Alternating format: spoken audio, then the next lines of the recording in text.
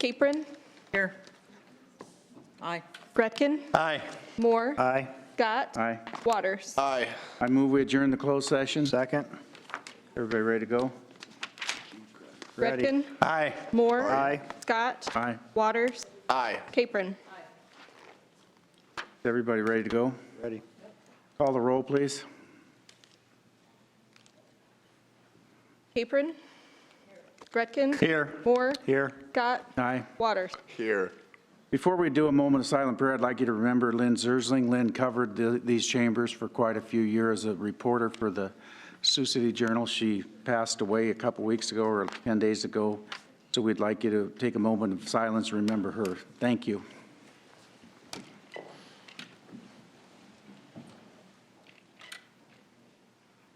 Amen.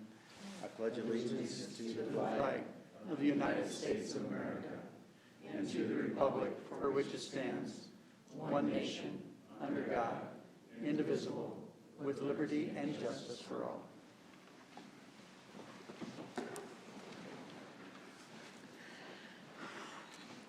Mark and Susan Teague.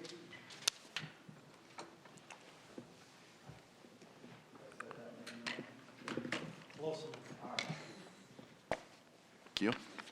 We have a commendation that reads, whereas Mark and Susan Teague have created a beautiful yard that contributes greatly to the beauty of their neighborhood and to the city of Sioux City.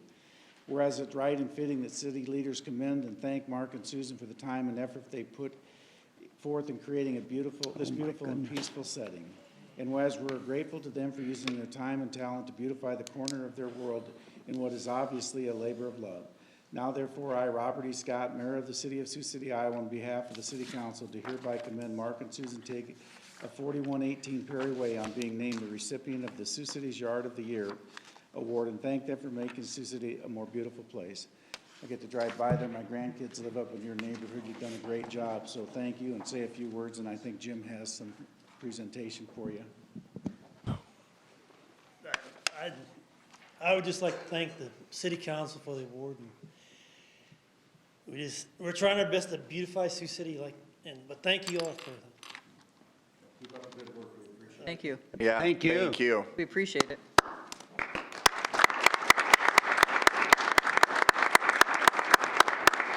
I'd like to congratulate you on behalf of the committee, and they've opted to donate the check back to the Neighborhood Network. Well, good for you. Oh, awesome. And can I say 2 words about the end of the Whatever year? you want. Whoa, okay. 3 minutes. 3 I minutes. want to thank the council and everybody for the program. This is our 12th year, I think.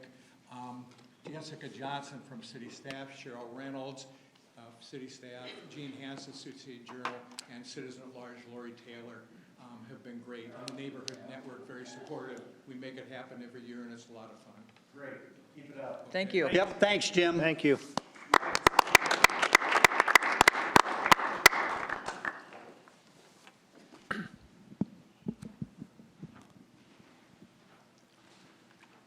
How are you guys? Good. We have a proclamation that reads, whereas Mental Health Association of Siouxland has raised awareness for homeless through the Siouxland Sleep Out event each November since 2005. And whereas on a given night, hundreds of men, women, and children sleep on the streets and shelters and in transitional houses in Sioux City. The Mental Health Association collaborates with diverse groups of agencies and individuals to end and prevent homelessness by providing families and individuals with resources to permanent housing and supportive services. And whereas the City of Sioux City Council members recognize that homelessness can happen to anyone and that it continues to be a serious problem for many individuals and families in Sioux City and throughout the world. And we urge our citizens to join in recognizing the important roles that we each can play in making a difference in the lives of individuals and families who are homeless here and elsewhere. Now, therefore, I, Robert E. Scott, Mayor of the City of Sioux City, on behalf of the City Council, join the Mental Health Association of Siouxland, proclaiming November 1st, 2019 as Siouxland Sleep Out Day in Sioux City. I'd like to present this to you guys, say a few words. Thank you for the last 14 or 15 years you guys have been doing it. Timmy is love, I know, so say a few words if you would. Check out Conestoga houses on the internet. They're a little house that looks like a Conestoga, no bathrooms or anything, but at least get people off the streets in a warmer setting. And you can pay about $2,500, they say. They put them in church parking lot. Looks like they're out in order. It looks like a great program. Good. We just want to thank the city for all their cooperation. This will be our 15th year, and we expect another really great event Friday night. We should have a couple hundred people out at the park, and probably over half of them will spend the night, so. Good for you. Thank Keep it you. up. Thank you.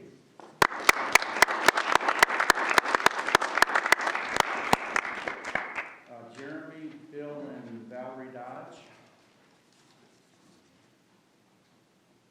You're gonna have to apologize, or I'll apologize if I don't pronounce it right, but we'll start here with an international, whereas International Lennox Gassed Out Syndrome Awareness Day is observed throughout the United States and around the world November 1st.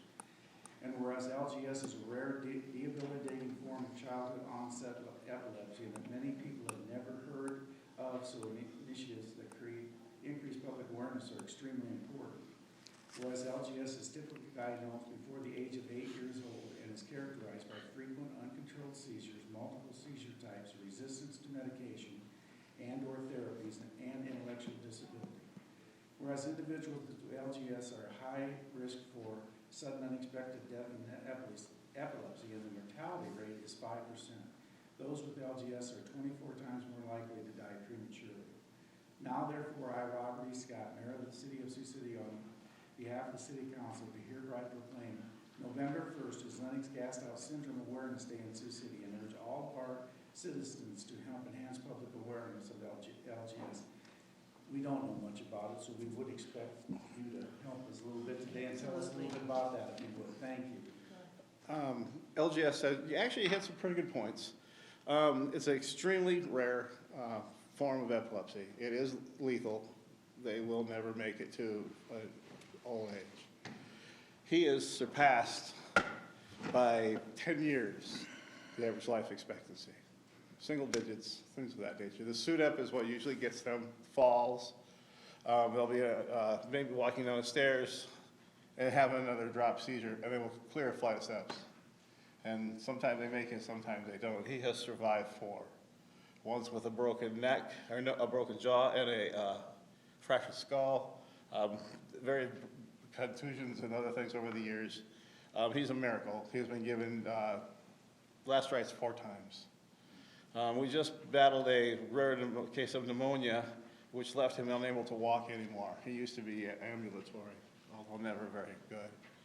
It is a heart-wrenching disease because nobody knows anything about it. They don't understand you. They don't understand why you spend so much time with your child, and it's very difficult, or they act out and put their covers over their head and make strange noises because they can't control themselves. They usually also develop autism. And that's another thing that makes it difficult to work with him. He himself, when he was in the hospital with pneumonia, detrached himself twice and pulled out his IVs and things of that nature. Very difficult to keep him healthy. So we need awareness. We need people to get out there and battle for him. We're asking that you put purple lights up on your buildings and your houses, and or green to go with it to represent LGS. We're a small group, but we're going to get bigger. We need your help. Well, thank you. Appreciate you bringing us up to date on what it is, because I was gonna say, none of us knew what it was. Yeah. And what are the numbers again, as far as diagnosis? 1 in 150 pass away because of the SUDEP. Just the LGS. No, but as far as the numbers in the country, like, percentages? yeah, It's just rare. how It's many like people, 1%. that's what I wondered, yeah, 1 to how rare. 2% at the most. So it's extremely unusual. It doesn't come on right at birth, as a rule. It develops anywhere from early infancy up to 3, 4 years old. And some of them never make it past 3 or 4 years. A great many do not. And they're in special chairs. They require all kinds of medication, 24-hour nursing. It's extremely wearing on the families. It breaks a lot of families up because they can't understand it. He himself has problems with his family because it's like, why don't you just put them in a facility? How do you put someone you love? I tell you what, my heart's with you. I can't imagine what you have to go through, and him also. And we just hope the best for you. And thanks for bringing it to our attention, because I knew nothing about it. And, you know, knowledge is a big deal. Yes, it is. So He we is the most appreciate it. amazing man I'll ever know. Yeah. Speaking of knowledge is power and things like that, how do you pronounce it? We were all talking about, Lennox Gaston. we were pretty close, I tell you what. And Yes, oh yeah, you did great. You did great. Mayor Most did people great. destroy Great it. job, Mayor. I'm not German or He French. did go to Morningside for a brief Yeah, you time, gotta so get- you I'm gotta get attributing it to proud. that Morningside. all those years. So, but anyway, we really appreciate the Could, opportunity. what were your names again? I'm sorry, I didn't catch that. This is Valerie, and I'm Bill, and this is Jeremy. Okay, thank you. Yeah. Yeah, thank you for Nice to your meet all of you. education. Thank you. Take Thank you care. for coming.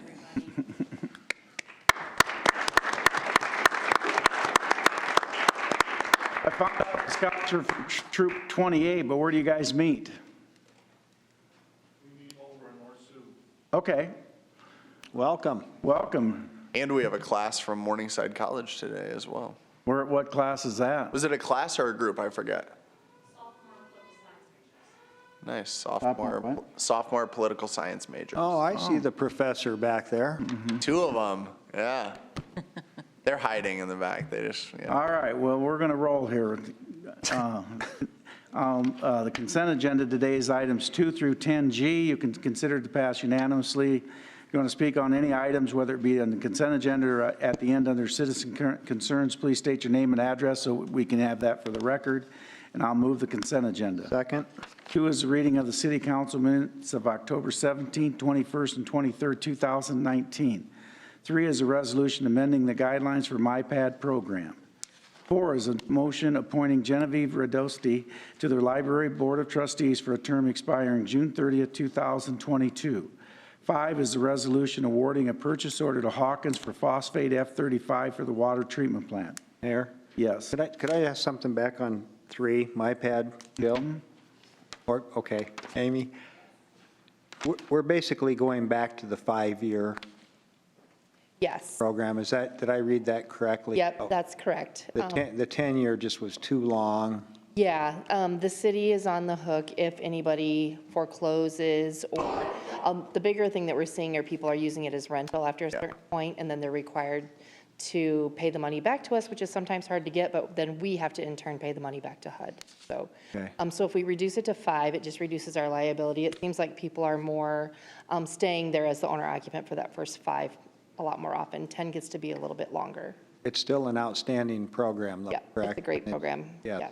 Okay, Two, thank you. two questions that I have, I mean, while we have you up here. The first one would just be, do you worry about the 5 years still being on the hook? Because that's when I was reading it, I was like, okay, well, I mean, I get 10 years is quite a long time. Yeah. Comparatively, but with that 5 years, it's like, gosh, we still have to pay it back no matter what, even if they don't pay it back, right? That's the way I'm reading it. Yeah, we would. But so far, we've had very few, if any, in the 5 years. Okay. It's okay if they sell it.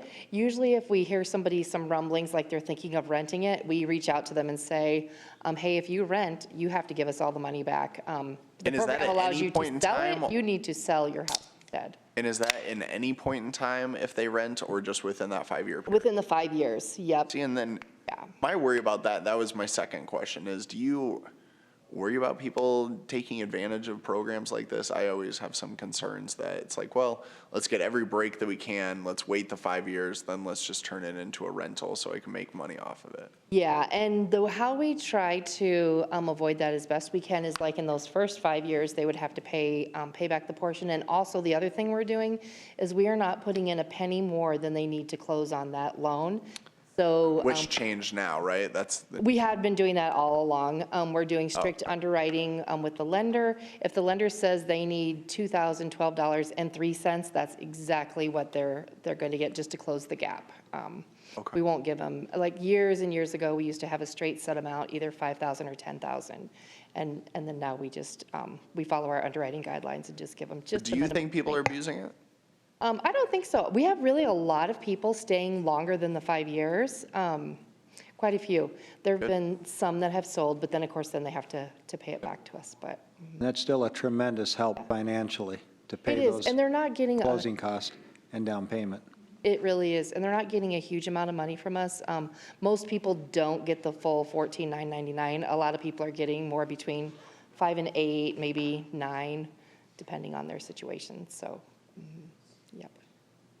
But yeah, it's helping a lot of people get housed. Yes. Thank you, Amy. Thank you. Thank you. 6 are annual reports. A is the motion approving Building and Housing Code Board Annual Report. B is the motion approving the Sioux Gateway Airport Annual Report.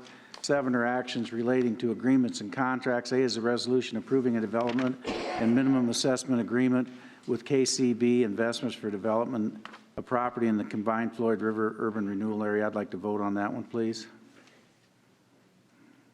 Gretkin, Aye. Moore, Aye. Scott, No. Waters, I was hoping we would have discussion before this just a little bit. Renee or Marty, if you wanted to come up. Do you want me to? Did you both see the mayor's email at all about this item, or just talking about it? It was just talking about incentives and whether or not, this investment would warrant, such a tax abatement Yeah, sure. program. Renee Billings, Business Development Coordinator.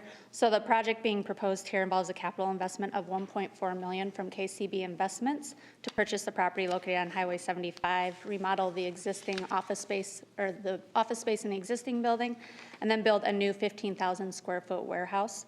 The company has agreed to a minimum assessed value of $1.1 million for a 10-year period, and in exchange, the city would then offer 75% tax rebates on the new taxes that would be created from the increased value. For 5 years. Yep, this is similar. This is in line with other projects that we've done recently, like Interstate Mechanical and Rockland Manufacturing. They both receive 75% rebates for 5 years. But they increased their employment, or at least held their own, too. There's a They big difference. retained the employment. They didn't have new jobs, but they retained their current employment. This company has 12 existing jobs in Sioux City. They're bringing 3 from the South Sioux location, and then they're consolidating in the Highway 75 facility. The loss of employment in the area is more than 3 jobs. They've lost, between the company they purchased and their own existing employees, they've actually lost employment. So I'm not opposed to helping companies. I just think 75%, we've done some 50% deals around here as well. That's not unique to do a 50%. Especially in light of the fact that you have less employees today in the area than you had before their move. So that's my problem, is employment goes down. I don't want to necessarily reward people for having their employment go down. I want to reward them when they increase their first deal. And I guess my question was coming back to more uniformity. I just wanted to make sure that we were being fair, and that what the thresholds were as far as, and I think this is kind of a bigger discussion, but we talked about this in regard, like the last discussion I remember was the Avid Hotel. We were talking about that it's like, look, if these people are going to be coming here no matter what, or people want to do that, do we need to incentivize? Do we need to be taking that cut? You understand my dilemma? Right. I think in the area of industrial space and warehouse space, there's been a shortage, and we've encouraged through rebates, construction of new. This is one that was purchased, and then they're adding on to it and remodeling some of what was there. So we've, particularly in the area of industrial jobs, industrial growth, we've encouraged that, and we continue to have requests for that. And, I guess our view would be that's a good thing to do. In the hotel case, you get to a point maybe where you have enough hotel rooms, and that's not something you need to keep doing. But in the case of industrial space, we have continued to have a pretty significant shortage. We've been meeting with some other developers that have been looking at building new warehouse space. We've talked about a spec building here, another spec building the city would do, and so on. So, and it's true they're not having a lot of job growth here. I know they had some people that were on during the hail deal and all that, but it's a significant enough investment for a small business. We thought it was warranted the rebates. So I think the mayor raises an excellent point. Do you think there's any potential for job growth? Yeah, KCB plans to lease the buildings back to a local roofing distributor who's actually, it'll double the size of their warehouse space and quadruple the size of their yard space. So their whole intent is to continue to grow. No. I guarantee you, I know some of the people that got laid off there. That's not, I'm not we can argue that all day, but the reality is to become much more efficient in this operation, and they don't need the people. That's the reality. So, What's the incremental value between you're talking about the difference between the current assessed value? Yeah, it's about $465,000. So it's a total of about $54,000 in tax rebates over the 5-year period. So it's about 4% of the total capital investment. So it's going from 635 to 1.1 million minimum assessment. So But they're building a 1.4 million. the total investment's 1.4. they paid quite a bit to buy. It's 465 a new increment. Okay. Is what it is. And that's gross. You still got to net it, and then you got to take the tax off of that, so. Thank you. Thank you. Still have to vote, Mr. Yeah, I was gonna say now just, aye. Waters. I don't know if you have to start over. Yeah, aye. Capron. Aye. B is a resolution authorizing agreement for STBG program federal aid swap with IDOT for the Myrtle Street reconstruction project. C is, I really hope when we bid this, Gordon, that you put some meat into this, that these guys got to get out there and work that. We cannot have this be another Pierce Street project. That's a Are you on C? nasty project to begin with, if you guys have driven it. To allow a contractor to take way too long is not going to work out there. Yeah, Gordon Fair, city engineer. We are looking at doing an incentive disincentive on this one. Okay. C is a resolution approving a contract with Sioux City Engineer for the Bluff Road Bridge project. D is a resolution approving amendment number 1 to the agreement with JEO Consulting for Rose Alley Inlet Sidewalk Curb Ramp project. I'm going to ask for a vote on this one too. $12,500 worth of engineering inspection for a $14,000 change order. Why? Why was I not an engineer? I just don't understand. I guess because I couldn't pass math, but. Jill Waterside, Neighborhood Services Manager. And now he does your taxes. We did have an overage in days for this reconstruction project. It was a working day contract. They ended up being about 29 days over, which is 30% over the days they were given. With that, we had additional construction administration, inspection, those kinds of things. And so we ended up with an increase in the JEO contract of $12,300. Because of bad design. I read all your memos. Because of bad design. They designed a wall that wouldn't work or recommended it. And so then we get to re-engineer this. I don't know if you know the contractor has to pay to re-engineer it, which it should have been the engineer that re-engineered it. And so then he gets paid to look at a set of plans that we pay this kind of money for. We did go, Amy has a very detailed spreadsheet. We went back through day by day to see where these increased days were. They were not tied to the wall. A lot of the wall discussions that took a lot of time were over the winter where there was no construction occurring. So these days that were over were tied to, or the administration was tied to other things and not the wall. But when those other things come up, this is just a question probably for the rest of you, but I guess I can't understand why the city has to pay.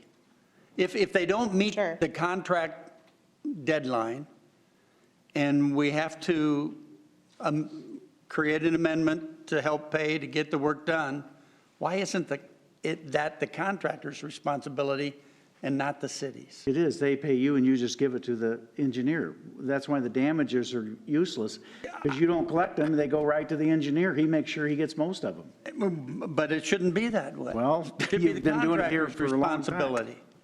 You're on that engineering committee. I'll look forward to your recommendations, because that's what's been happening here time and time again. Is that where you're referring to the 14,500 Right, yeah. liquidated Right. damages? And that gets paid for the 12,300. We do have that come up. Yes, Quite often. Regularly. frequently. So the what happens liquidated if we don't pay damages it? are, I don't want to call them a joke, but they just, I don't understand how that works. It just doesn't make any sense. If the contractor signs a contract to do the work in a period of time, it should be, and if he doesn't get it done, that should be the penalty.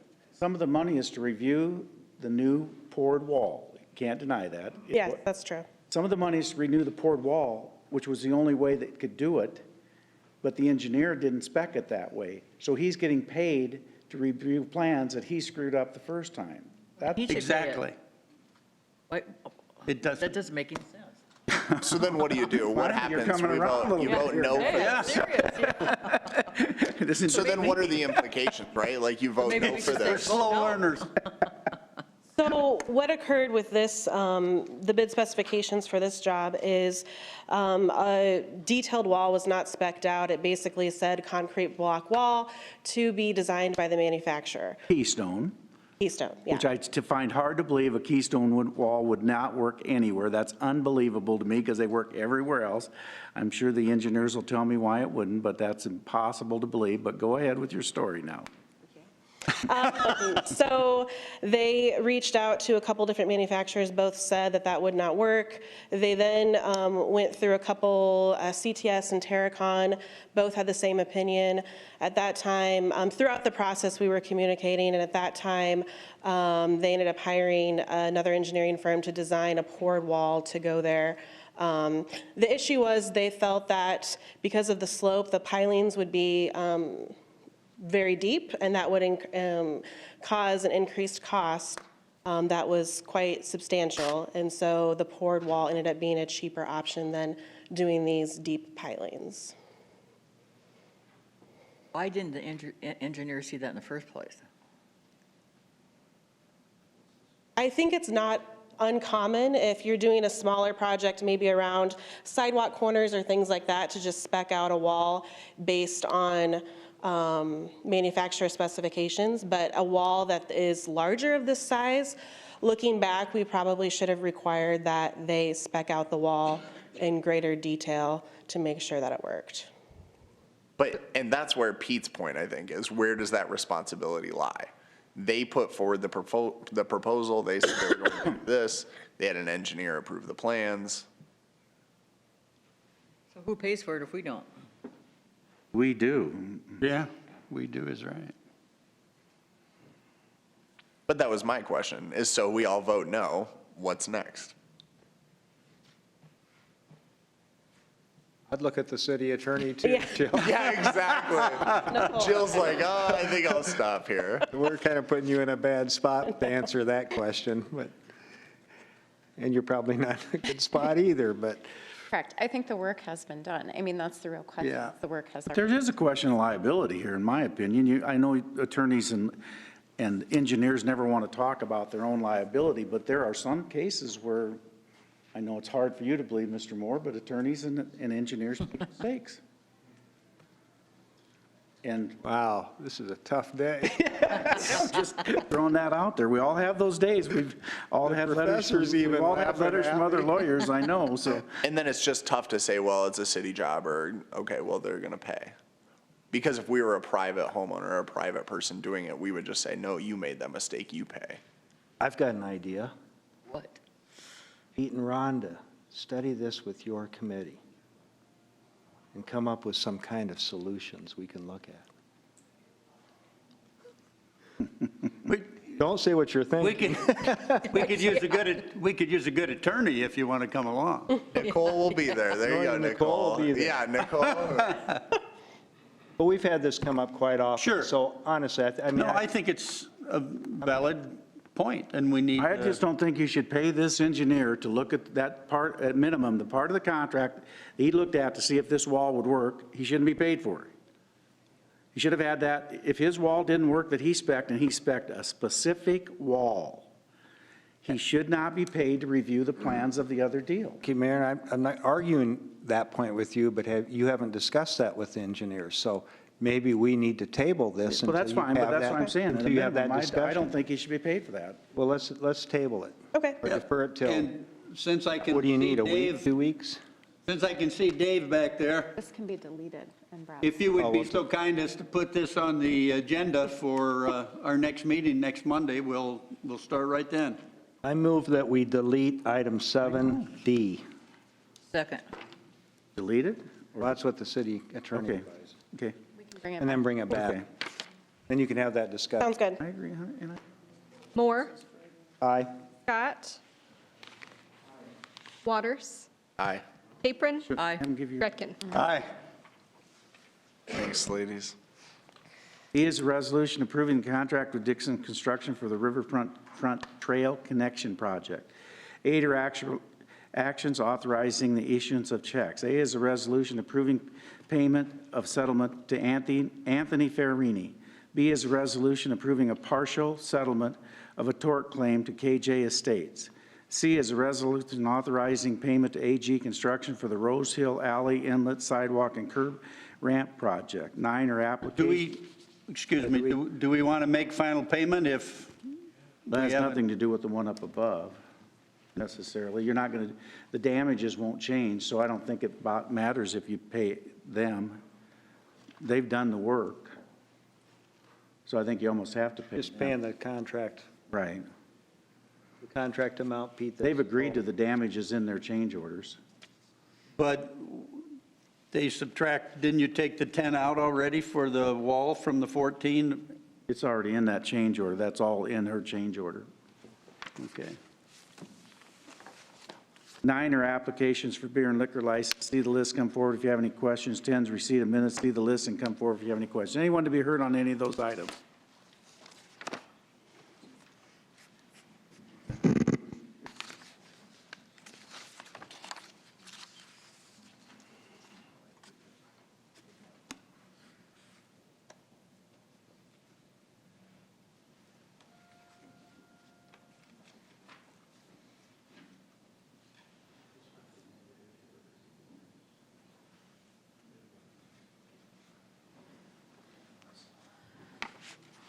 Waiting on electronic votes from Capron, Waters, and Moore. Yep. Are we okay? Electronically voting, yeah, the damages. No, okay. Yeah. That's what I was waiting on as well.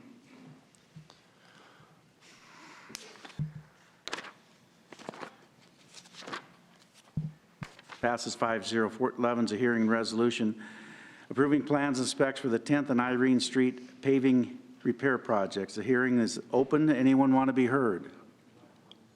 Hearing is closed. Oh, I need a motion before I do that. I'll move it. Second. Second. Now the hearing is open. Anyone want to be heard? For or against? Seeing none, the hearing is closed.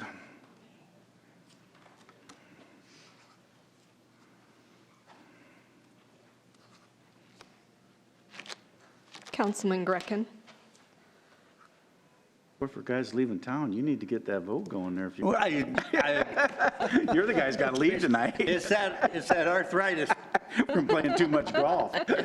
No, not at all.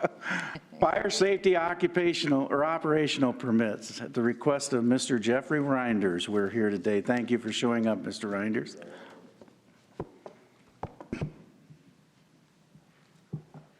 Good evening, council.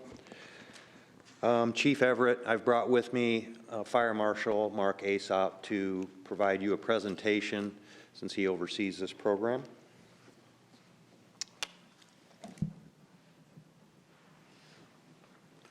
Brought some numbers. As your paperwork says, these were adopted in ordinance, by ordinance, and actually I believe that's 2013. Yes. I have an error on the first slide. I think you're right.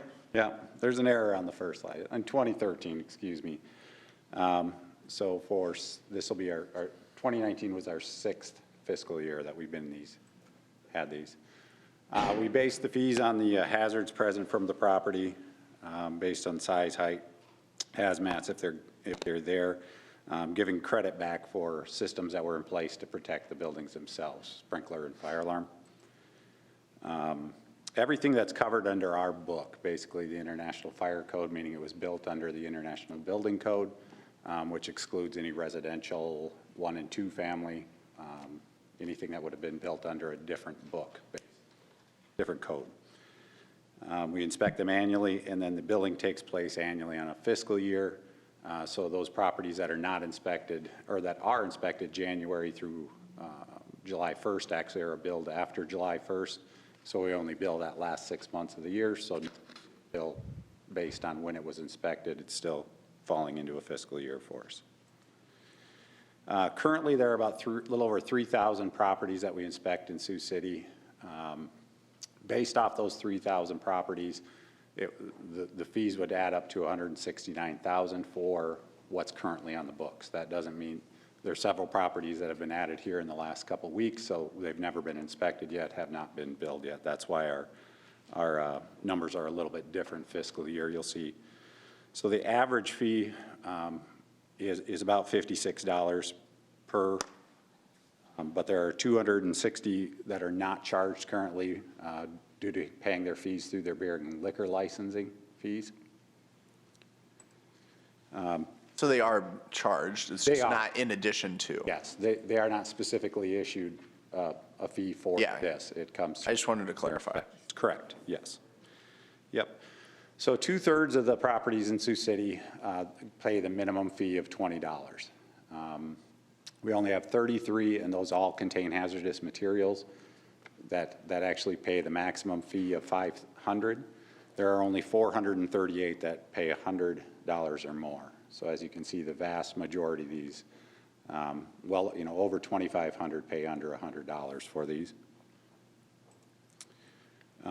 So this is the 6th year that we've collected these fees, which has been about a little over 1.1 million in revenue generated, which equates out to just right around $159,000 per fiscal year.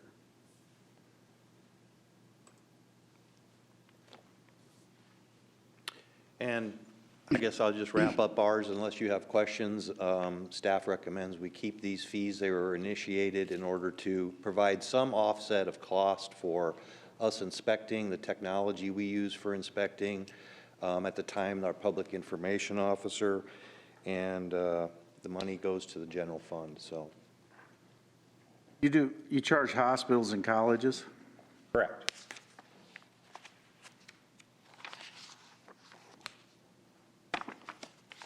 And do you have to do them annually, you feel? At this point, we feel it's best. We have the ability to still perform them annually. We're always looking at different methods. Currently, we feel it's what's best for our community at this point. What do other communities do? It varies wildly. I think most communities would very much like to get into every business every year. I can't speak for all communities. Yeah, no, I'm not. It's from very polar ends of the. I just wonder in 2013 when they passed this, if they looked, you know what I mean, at the fee structure of other communities or what? For fee structures, again, that's the same thing. Well, it was both. I was talking to both, if they're inspecting annually and then as far as. They did, yes. They brought us a list of cities, I think, at that time. Yes. In terms of the inspections annually, I can't stress how important that is from the perspective of our firefighters getting into these facilities and being familiar with them. So fees or no fees, we have to get into these facilities on an annual basis. Do you have a specific team that does this? The firefighters out on the rigs and the stations do their districts. Yeah. So they become familiar with the areas of town that they would be first due on. What have been some of the results of your inspections? Just generally, not statistically. As far as like what we're finding? What remedies had to be done? That's a very good question that I don't have in front of me. I know we see thousands of violations. I mean, obviously, those vary from polar ends of the So those are formally written up, the violations? Yeah, so we'll conduct, like I said, about 3,000 inspections based on the hazard level of them. Some of them we actually inspect twice a year, very few things. But we do get into all of them. The inspection varies and what we're finding varies. Some things are very, very important, and other things are maybe not immediate life safety, but are important to the health and well-being of the building itself and just the safety. You know what, Dan, like even when it comes to like liquor license, I can refer to that. It'd be little things that probably are a big deal, like your exit lights are out, if your fire extinguisher isn't up to code.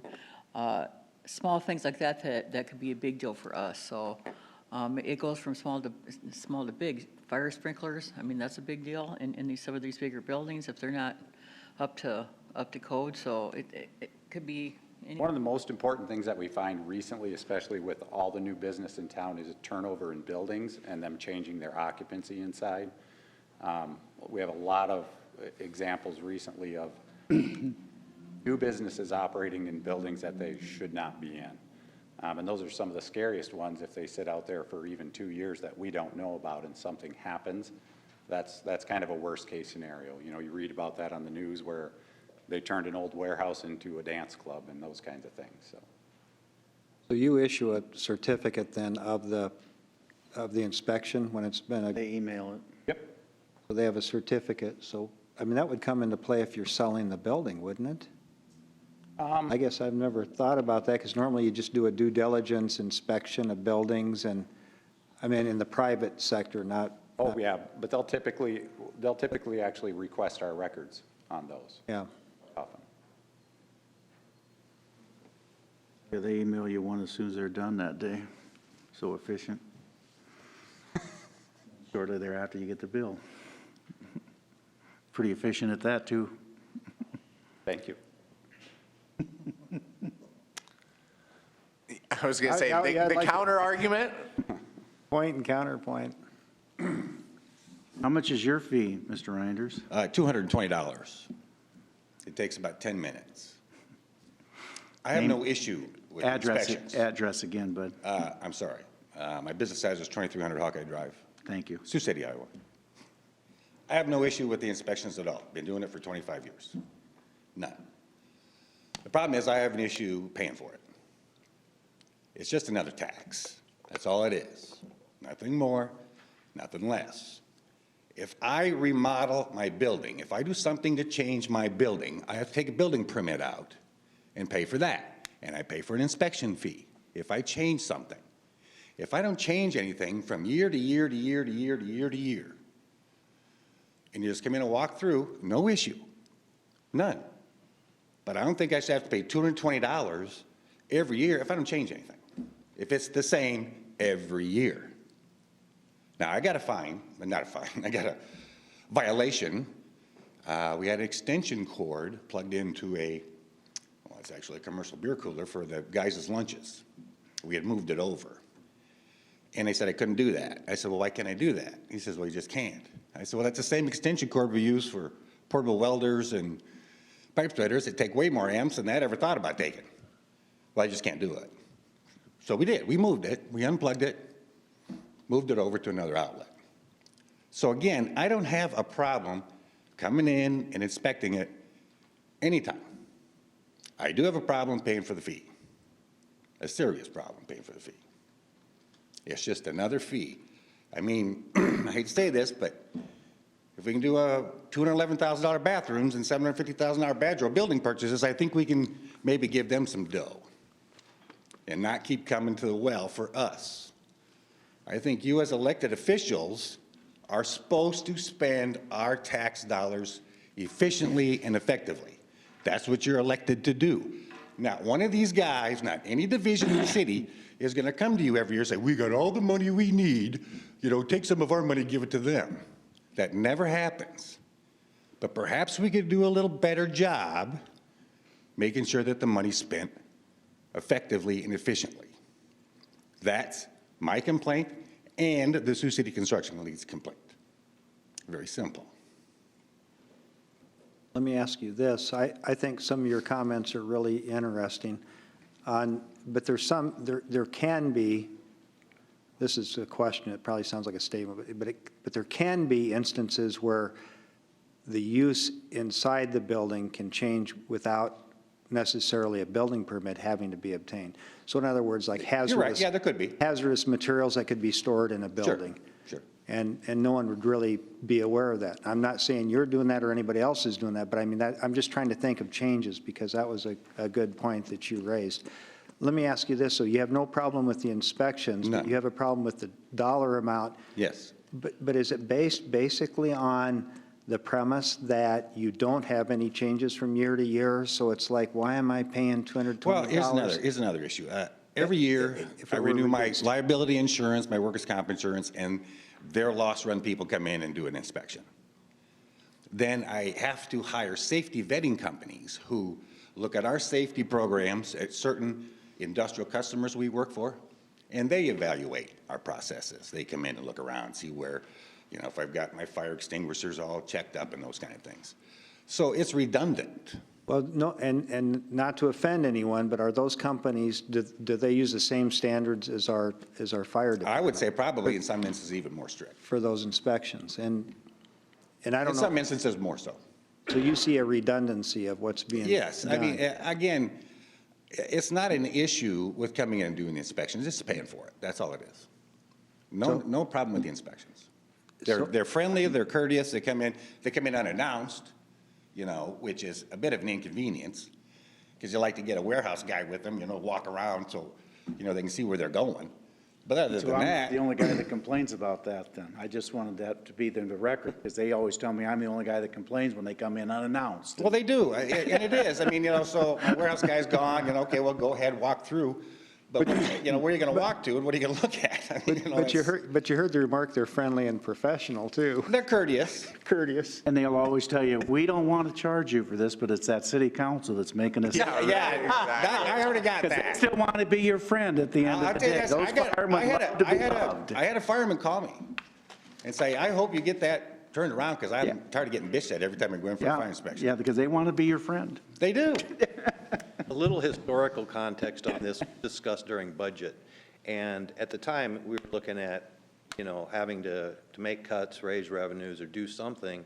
And part of the deal was basically that, you know, this was viewed as something that, you know, we're talking about a fee for the people who own the building instead of raising taxes for the entire city of Sioux City. At the time, that's what they were looking at in 13. So. And because nonprofits, colleges, and hospitals right.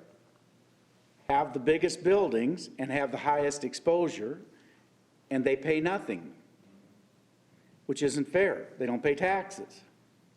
But yet they demand, do you think we'd have the ladder trucks we have in downtown Sioux City if it wasn't for hospitals? Absolutely not. Probably not. So at a minimum, I wouldn't be terribly opposed to those type of institutions not paying. Just like the stormwater utility tax. They complained and complained and complained about that, but they create an awful lot of stormwater in this community without any benefit of the city ever collecting taxes. Now, you can say a hospital's good, you can say a college is good, I won't disagree, but it requires a lot of services that the city wouldn't necessarily have to have. So that, for me, that was one of the selling points. And part of it was, at that time, was who's going to bore the cost, the homeowners in Sioux City or the people that own the buildings? And that was just historical context from the conversation that was had at that time. I agree. And what would you think is a fair fee structure, or you just think it should be zero? I don't think there should be one. Yeah, well. Well, I mean, I've been in my building for 25 years. I pay taxes every year. If I move to a new place, you're going to give me a deal, you know? Well, you just gave these guys a deal for moving. You know, I mean, this is just, some of this is kind of silly, I think. You know, I'm paying the same taxes every year, and if I move over here, I'm going to get a deal. You know, we're not going to make you pay taxes for a little while. You know, that's not economic development. That's just playing the game. And that's what guys do. But it's also investing hundreds of thousands of dollars that wasn't there before. I've invested hundreds of thousands of dollars, too. Sure. I understand. I mean, I employ 15 people, and they're all good jobs. Yeah. And again, I don't have any issue with the inspections. It's just another tax as far as I'm concerned. And we pay enough of that. Sorry, but that's the way I feel about it. And that's the way the members of the construction league feel about it, who I'm representing, actually. I'm speaking mostly for myself because I can't speak for all of them. But well, at least you came. Yeah. Okay? Thank you. Thank you. I guess the council, Bob, you might want to poll the council and see if they want to do anything on this, and if they do, we'll bring it back. How's that sound? What I'd recommend is we're getting ready to go into budget, because it does have budget implications, that we discuss it during budget process. Okay. That won't be very long. Okay. Would you please make a note, though, to discuss the redundancy comment that was brought up? Yep. Okay. What could we do with a private company, though, their assessment? That was what I was thinking. Well, I would say, having gone through a couple of those, that he's right. They're a lot more stringent on theirs than what we are.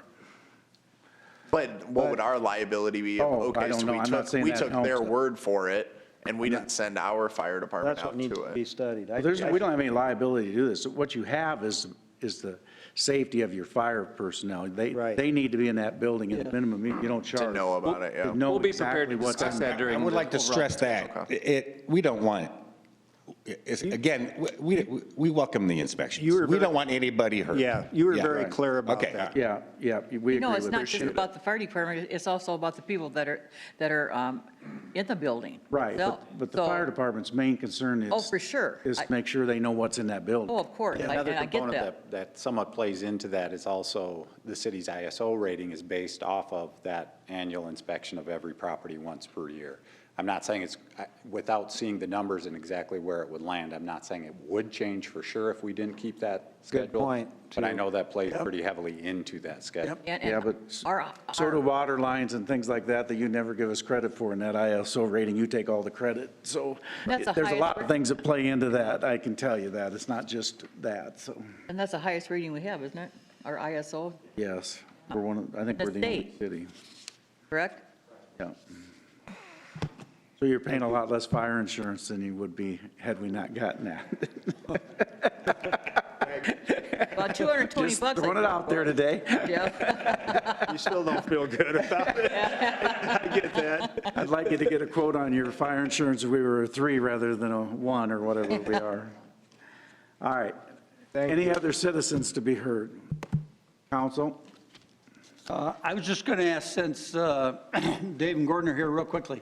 I noticed 2 intersections that I don't know how long they've been left, are going to be left the way that they are, but the work that was done on Floyd, the intersection of 11th and Floyd and then the one at 11th and Jackson, very rough to get through the intersection.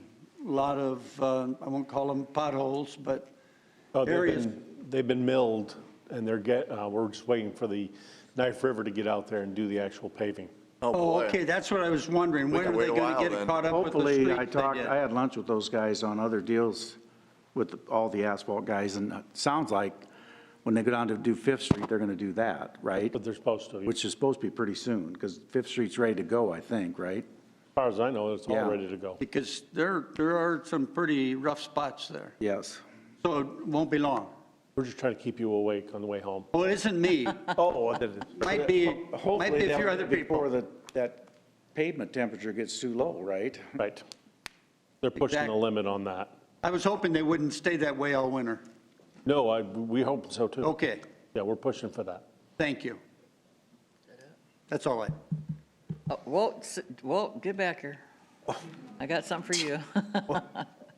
I got a phone call the other day from Dave Johnson on Kings Highway. His road that we've discussed about, is anything happening? I don't know. But it's how they want to pave that. Right. We're waiting for that, and we also have to replace that bridge / Well, culvert. we had talked about that for next year, is that correct? Yes. Yeah, that's what I thought. It's on our list for replacement. Okay, well, I told him that, and there you go. I passed it on, so. Pass it on. What was the answer to that? It's going to all happen next year. Culvert. That's that culvert. For the culvert. Paving. No. No, they're not paving. Paving it is a private issue. It's an Yeah. assessment. Right. They have It's to come just us replacing the They bridge. haven't come in with any Right.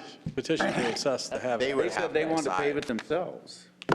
Right, but they can't pave it until we've replaced the bridge. Right. Right. Yeah. Right. Yep, got it. Thank you. Mr. Waters, Thank you. what do you have for the good of the order? The only thing I'll bring up is that I was able to represent council at the complete counts event for the census. I saw Councilmember Gretkin there as well. That day, it was a great event. I was pretty happy with the turnout and the efforts that not only our city staff are doing, but also the community at large. Employers such as Tyson and others are taking this matter for the census very seriously. Because it costs us a lot of money, which is something that is interesting to think about, of just not having one person fill out a form or something. Dan and I, Councilmember Moore and I were chatting about it the other night, and we were saying about how, like, just for public consumption, I felt like I wasn't clear on the news, which is why Dan and I were texting too, which it was 100 people. Like, each person, it's estimated in Iowa and Nebraska, is about $1,700. Census data is good for 10 years. So we were saying if 100 people do not fill out the census, this community loses out on $1.7 million. More than that, because you're. And more than that, you got the gas over the 10 years. Over the 10 years, Over the right? 10 years. Yeah. Your growth is also pegged by the lack of that count by 2 or 3%. So you compound that, it's a crazy number over 10 years. It's another $510 million at least. It's a crazy number, so. There's just a lot of different ways. And so I was really proud of. Pay for the inspections. I was proud of our community, our city staff, as well as our area employers, recognizing the gravity of this census, and hopefully everyone will take it seriously. Good point. So, thanks for keeping me. That's all I got. You texted me and I was like, oh my gosh, I if know, I and said it was it wrong. midnight and everything, and No, I didn't think I'd get a response from you at midnight. But It was late. Really? I did, yeah. It was very late. Well, I was processing it. I couldn't believe you were awake. I want to thank the Scouts for being here today. What you heard today is city government at its best. It truly is. We had some good conversation. We had someone present a very fired up item to us, and we had. Pun intended. You catch that? Well, no, I didn't intend that, but. I'm pretty sure. But it was very civil, and it was very cordial, and it was very respectful. And I want the Scouts to see that that's how government works, as well as the Morningside College students, because things can get heated at times, but that's what we need. Once we quit talking with each other and discussing issues, we're going to have problems in this community. So thank you for being here today. Thank you for coming today. You have very dedicated professors, and we just really appreciate your being here to see firsthand what we do with the mayor and the city council, city attorney, city manager, city clerk. It takes a team to pull this off, so thank you. That's all I have, Mayor. I sent you an email on that stoplight. It's like the goblins of Halloween seem to affect that light, so why do we have such problems with that light? I don't know, Kurt's gonna check it out. It's gotta be something with the detections. Which lights? False triggering or I something. drove home last night and that Buckwalter Outer Belt Drive is flipping again, so. All right, anyone else be heard? Otherwise, we're gonna. Mayor, one item, just a reminder that tomorrow at Green Valley Golf Course, Iowa Department of Natural Resources is sponsoring a depredation goose hunt, which will utilize veterans between 7:30 and 10:30 tomorrow. So shotgun noise will be heard in that area. And it's by the DNR, not the city of Sioux City. I want to make that perfectly clear. So if you have an issue, do not call the city council, call the DNR. So That's Mayor Bob Scott, 712. So the DNR is assuming full liability. My understanding. We were covered Liability waivers are being signed. By the hunters. Green Valley. It was in the paper. Yeah, it was in the paper now. It's Dolly, don't take that personally, all right? It's a DNR deal. It's their responsibility to let you know what's going on. I move we adjourn. Second. Scott? Aye. Waters? Aye. You had Capron? one more thing to add. Who did? The city I was just going to manager. say, the police department did go door to door, and I've seen notices throughout that neighborhood. Well, that's very good. Thank you. Tell them thank you. Let everyone Hey, know what's Mike. going on. Mike, Colette, Morningside or? Yeah, Morningside. Is it really? you were going to follow up about the E30 and stuff too, right? Okay. Okay, I because just want to make sure you got your. multiple people were listening, commenting, and they were like, we think that would be a really good thing. Don't go away. I wanted to tell you that the mayor Thanks, Mike. said early on, if we're going to do the shooting deal at Green Valley, to make sure we broadcast it, and we've done our best to do that, but it's DNR that's sponsoring it and putting it on, so. Aye. We're about Okay, to so adjourn. off the record, when the K-9 gate hearings are over, and you're